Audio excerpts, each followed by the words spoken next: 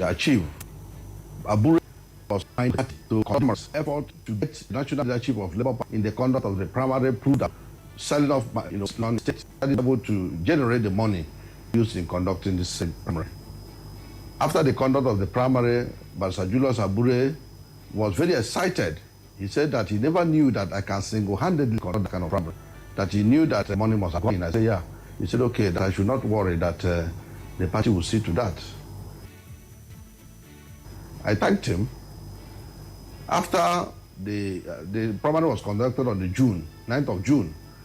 So the next month, Abure called me that I should please come to Abuja, that there is a development. So, and I said, okay. I boarded the next available flight, came to Abuja, met with Abure.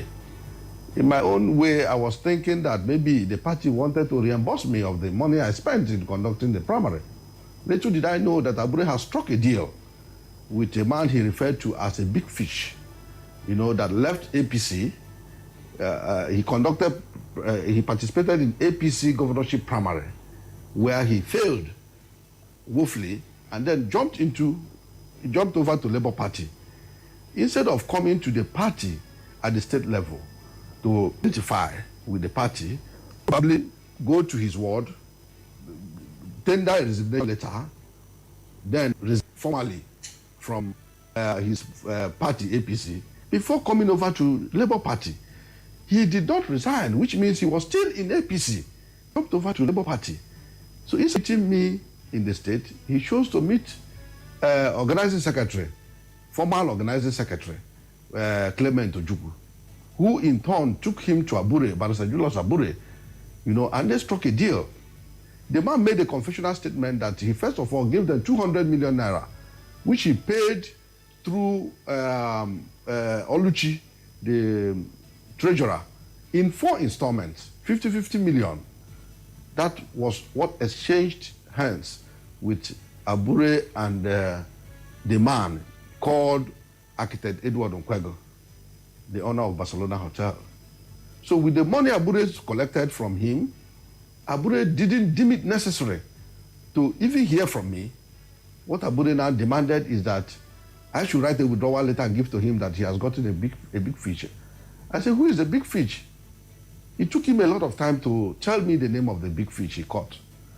Until I continued to press, he now summoned the courage to tell me whom the man is. I said, this man you just mentioned is of the APC, and the man is a mole sent to Labour Party to destroy Labour Party. And we cannot do that. We have suffered a lot to have this party destroyed by an agent of the APC. But because of the money he has collected, he gave a deaf ear to all my advice to him. I told him that in terms of popularity, political popularity in the state, that I am more popular than this person you are talking about withdrawing to.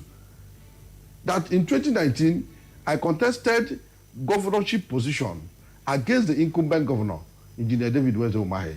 I ran for that position with the platform of Advanced Congress of Democrats, ACD. All the effort of the incumbent government to get me into stepping down proved abortive. I contested, and at the end, they declared the incumbent winner. I went home. Now, it's 2023. I have my structures intact, and I'm more popular than him. I cannot withdraw for him because he's not going to win the election. He is not even prepared to run an election. With that, we had a disagreement. I left in anger. Barrister Julius Abure told me, right before me, that since I have refused to withdraw for his big fish, that he is going to prove to me that he is the national chairman of Labour Party and that his words are final. I told him, okay, let's see how it goes. I left. When I got to Ebonyi State, 2 days after that meeting, or thereabout, 3 days after the meeting with him, I got a call from INEC. They told me that there is a letter, a withdrawal letter that was sent to the commission indicating that I'm no longer interested in running the race, that I'm incapacitated. Therefore, they have brought in a replacement in the name of that same man, Architect Edward Okwego. I told them it's not possible because I know the law. That the law says if you must withdraw, that the withdrawal letter that has to be submitted to INEC must emanate from you, that you must write personally to the party, stating the reason why you are no longer interested in the race. Submit the same letter personally to the party, who will now submit to INEC. That all of these things never happened. So I don't think that Abure, being a lawyer, can do that, all of those things. You know, but on the second thought, I said, maybe go and verify whether this allegation is true. I now came to INEC and demanded to see what they submitted. The staff told me that they don't operate in such a manner, that I have to inform my lawyer, write them, demanding those documents that were submitted. Quickly called my lawyer. Here, I asked him to write immediately that I want all the submitted to INEC Julius Abure.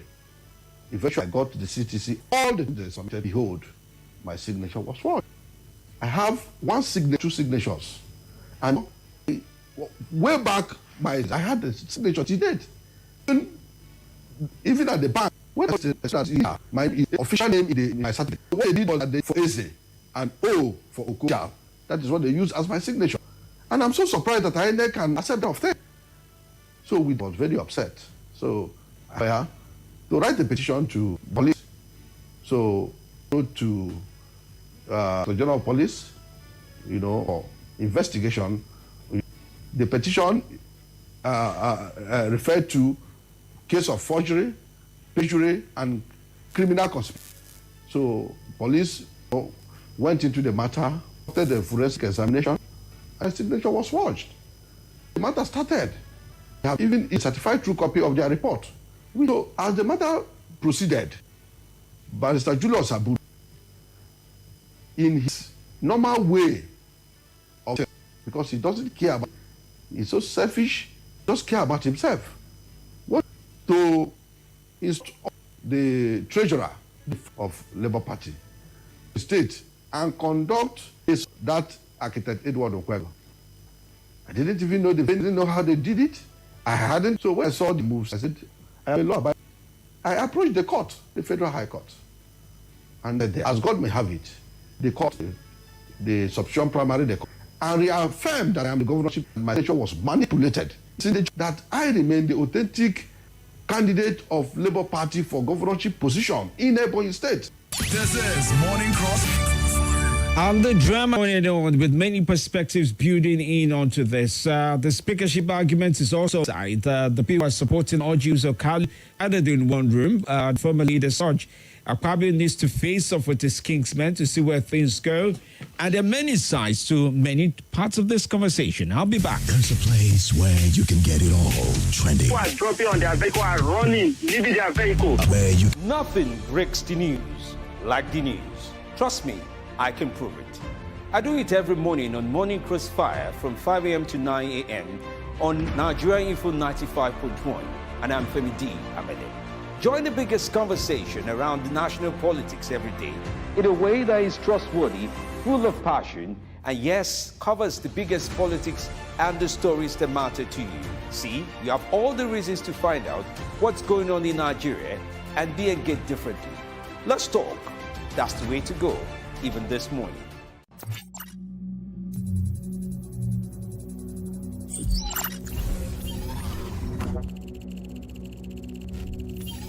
connection established.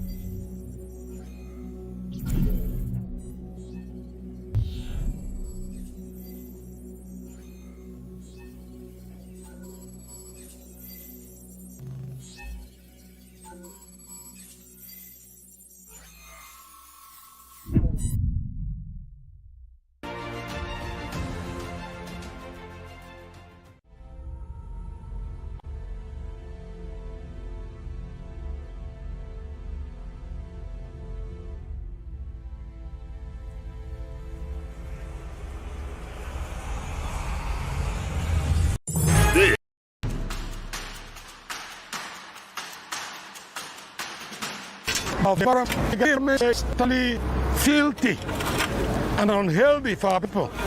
So when Fortune decided that Abuja should come out, I decided to join because it's for the good of our people, our children, our wives, and our families. That's why I'm part of this group, so that I'll be part of those who have started the journey to rebuild Nigeria.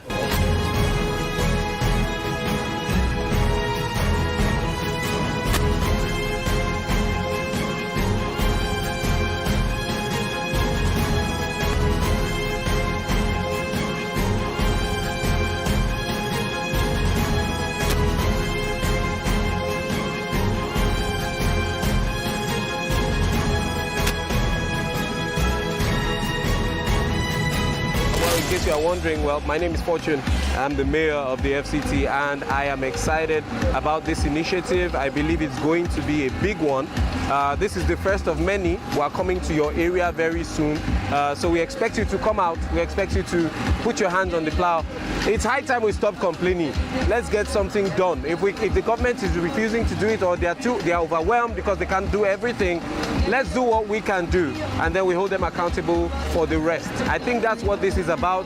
It's not about politics, not about anybody. It's about people coming out to do what they believe they can do to help their society and the environment at large. That's the thrust for us, and that is why we are here. I'm excited, and I thank you for joining us. Thank you so much.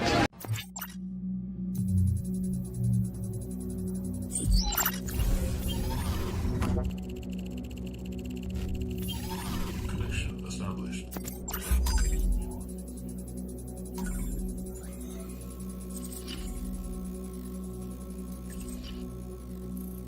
This is Nigeria Info.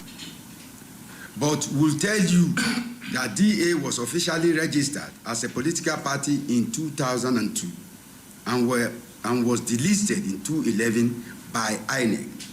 The Court of Appeal sitting in Enugu brought back DA to be relisted in a celebrated judgment in favor of DA in the suit CA 170-2014. INEC released DA a few weeks to the commencement of the 2019 general election on the 9th of April 2018, as the 2019 election started on the 18th of August 2018. Whereas the Electoral Act is very clear that all registrations must be done within 6 months minimum to the election. This is Morning Crossfire.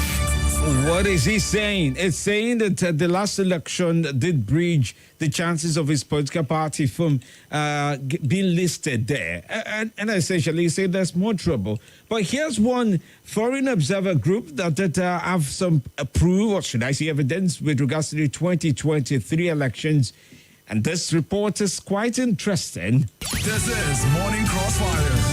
The Electoral Act went largely unenforced. The international community failed to credibly use sanctions as a deterrent to violence. And the use of strategic election violence, often along ethnic lines, not only undermined the credibility of the 2023 elections, but will cast a long shadow over future electoral contests. These risks were understood in the lead up to elections, and there were many efforts to mitigate this violence. It is now incumbent on us to reflect on what lessons we have learned. Our program that we deployed in 6 states in partnership with KDI provides some useful insights. We deployed long-term monitors to every LGA in 6 states, 1 state in each region, to provide weekly reports on the electoral context, including election violence and contributing factors. This data was then used to shape activities and interventions of local CSOs and security forces who we felt were best positioned to intervene with key stakeholders in the lead up to elections. In the spirit of learning, I will briefly note a few things that this program and this data gathered has taught us about election violence that will be explored in more depth later. First, we found convincing evidence that LGAs with larger security force presence tended to have significantly less violence. While perhaps logical, it confirms that security forces play a positive mitigating role and underscores the importance of prioritizing where and how many security forces are deployed. Second, on the issue of vote buying, we had hoped to see that more education on vote buying would reduce reports of vote buying. However, the data we gathered shows no apparent relationship, suggesting that education alone is insufficient to change the incentives that drive vote buying. This is Morning Crossfire. All right, well, they continue to express reservations around this. But then I think the biggest anchor around the speakership now, that one was an election, but the biggest anchor around speakership now would have to be the prospective candidates who were all taking turns to express their dismay about zoning. But APC appears to want to look into zoning. And the news stories around that also is inclining towards that, well, maybe the president-elect did not really veto along the lines of zoning, that he doesn't have a say or didn't have a say, or did not try to, should I say, teleguide the choice of who will become the leaders of the National Assembly. But that enters into a new week of the conversation, I tell you. More things are happening across the country. Let's get your views in with regards to some of these stories that we have this very morning. Remember, there are some of those stories that did appear in the headlines. Many of you have really stayed strong to make a comment about them, especially the one I feel strongly inclined towards. There's the issue of the basket of tomatoes, the price of it, and how it is set at this time, and many more. And yes, there's also conversations around, well, it's few days now to the end of the tenure of President Muhammadu Buhari. The issue of borrowing that lingers, the $800 million US borrowing for palliatives, would that be approved, essentially? And there are many other subject matters that are just there hanging in the balance. Let's take your calls this very morning. The lines remain 0700 951 0000. Again, that's 0700 951 0000. And you can take on 08095 974869. And on WhatsApp, it's 0809 9930137. Good morning to you and welcome to the show. Morning, my name is Maya Noah. All right, good to have you on. Let's talk. Yes, as regards to the borrowing, that is not the right time. We have suffered enough. We are ready to accommodate. If they want to borrow, they can borrow and fix the refinery and fix our route. Okay. We have suffered enough. We don't expect more than this. So whatever palliative, we don't need it for now. Thank you. All right. Nice day. Thank you. Good to know that. Femi D, good morning to you. Good morning, Nigeria. Good morning, and thank you for your good work. Yes, thank you for your kind words too. Good morning to you. Oh, your radio needs to be turned down, please. Oh, well, I'm not too sure I can take that on. All right, good morning to you. Good morning, Club Dr. Femi D. Welcome. How are you today? I'm very well. I hope you too. Good. Very well. Yeah, I remember humble self Abubakar Ali, aka Tinubu Peking, calling from PW Kubwa. Yes, please. I'm very, very happy with the latest development regarding Senator Ojuzo Kalu. For those guys, PDP guys, to have visited him and show their own ally support, it shows that my man is about 70%. Oh, he's your man. As in, it's my man because I want equitable distribution of the power, not pass. He didn't know me from anywhere. No. He probably has never heard my name. I understand what you mean, but you never know. This is the first time I'm hearing your outright support for a particular candidate for Senate President. That's what I'm wondering, yeah? but I've shown my support for him from day one. I see. I said it should be zoned to southeast. Okay, yeah, I know of that, but not. I didn't know of Kalu, but I knew of Southeast anyway. All right, no wahala. Go on. He's the most senior from southeast now. Oh yeah, now no problem. Go on with your view. From APC. Yes, go on. So please, I know Senator Ojuzo Kalu should be getting on and get set for the mantle of the leadership as the chairman of the National Assembly. And I know he's going to... Sorry about that. Sorry. All right. Oh dear. Sorry about that scuff. Please do take water and take it nice and easy, okay? Thank you for your call. I do hope you're better now. Take it easy, okay? Morning, Femi. The borrowing is not a problem, but how are they going to make use of the money? That's the question Afsat is asking. And by the way, somebody has also put on a question that you may want to answer. There is nothing in this world that I can do for 96 hours straight. Okay, we'll get to talk about maybe tomorrow. I don't know what your views about that, but let me take your calls on. I'll be on WhatsApp in Abuja tomorrow, by the way. Good morning to you. Welcome to the show. Yes, welcome. Yeah, this is Chinedu from Wellington. All right, Chinedu, good to have you on. The issue of borrowing. Hmm. You see, there is no country that does not borrow. But once you borrow and consume, Femi, if you don't have a shop, you are not working, for example, and you went to borrow money, where will you pay that money from? That is narrative in Nigeria. It's not that Nigeria don't have resources, but the way it's going now, we haven't seen anywhere they borrow money and they see that report. The ones they do that, someone borrow, the ones they share 5,000, what impact have we in this country? They should borrow. Let them put our refinery in order. If the refinery works, we the men in street can see jobs. We can see things to Nigeria.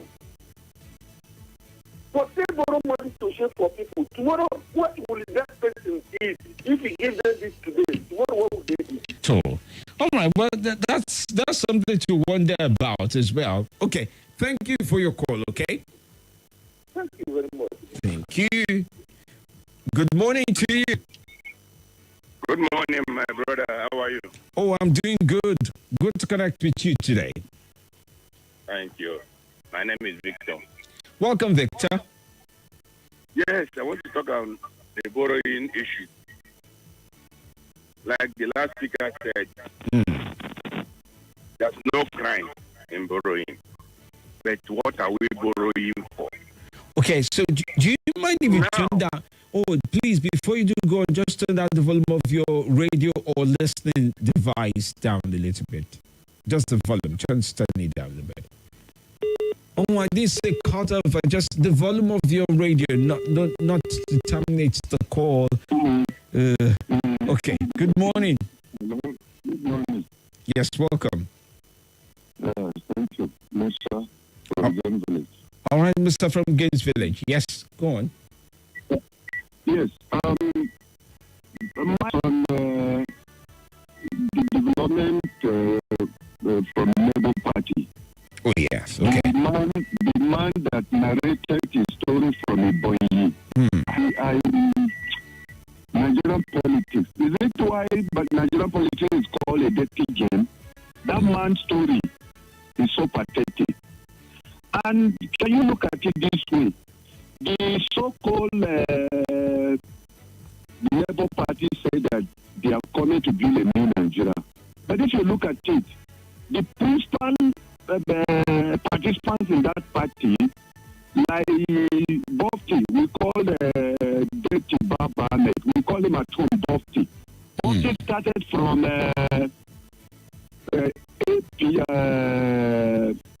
what do you call it, ANPP to CPC and now to PDP and Labour Party. There is a new Nigeria. Which new Nigeria? Obi started from Abuja, PDP, and now Labour Party. Which one is the new Nigeria? They are the same people, which means politics is actually a dirty game. Look at how they treated that man. He built the structure of Labour Party in a Ebonyi State, and they came in Abuja, sidelined this money, said his this thing mandate somebody else, and you see the same people were, which means if we are giving them mandate, generally in the trade, things will never change. It will remain the same kind of people, the same kind of thing we have seen in PDP and APC today. Thank you very much. We thank God. Thank you for your time. Okay. Thank you. We thank God. All right. Good morning to you. Welcome to the show. Good morning, Femi.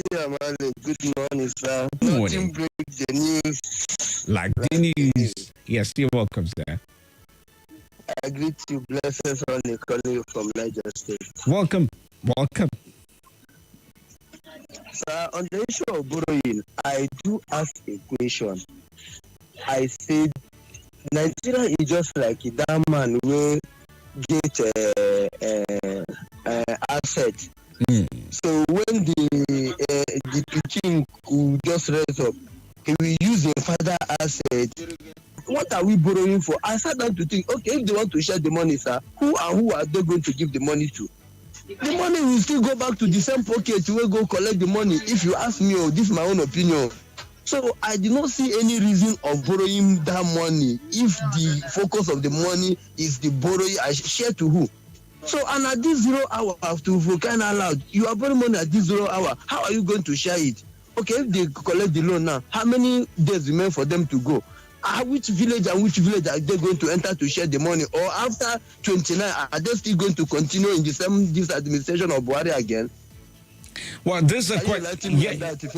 I don't have the answers that you have. I'm just as skeptical as you are about the timing as well. That's the honest truth. But I do understand your skepticism, and it's the truth. It's a very blunt truth, and one we wonder about how things will be done, especially because the incoming government, I've not really said much about whether they like the idea or don't like the idea, I would say. All right, well, no wahala. Thanks for your time. There's no way they will like them now. How would they like this kind of idea? Where you never come, they don't borrow money on top of your head, you can't like them. So they don't like them. No wahala. Okay, thank you so much. Grateful to you. Okay, more calls. Good morning to you. Good morning, my brother. Yes, how are you today? Fine, thank you. And you? Yes, good. And you? What's your name? Yeah. My name is Amadi. Amadi, good to have you on. Just turn down the volume of your radio. Yeah, brother. All right. I want to talk on that borrowing. We don't need that money. Even if we want to borrow, let the incoming administration Amadi, do the borrowing. Amadi? Yes. Amadi, yes, just let me turn down the volume of your listening device, your radio. Just turn down a little bit so that the turn it feedback. down. What I'm saying is that let the incoming administration, if they deem it necessary to borrow, they will come and convince Nigerians. This is why we are borrowing. We now try them and say, okay, give them go ahead. Somebody that have less than 15 days to go wants to borrow money. For what? To share it to who? I am a poor man. I didn't get the one they shared before Osimando was sharing. I didn't get. Many people around my side did not get. Whom are they giving this money to? We are Nigerians. Please, don't mortgage our lives. All right. Our debt now will rise to 77 trillion. Are we fools? Okay. All right. Well, thanks for your viewpoint. Thank you, my brother. Thank you for your viewpoint. Yeah. Good morning. All right, well, stay with us right here on our Nigeria Info. Well, that's as far as we can take. Let's give the opportunity to speak to some of our clients this very morning and what they do bring forward for us all. Stay close. This morning, Crossfire right here on our Nigeria Info. This is Nigeria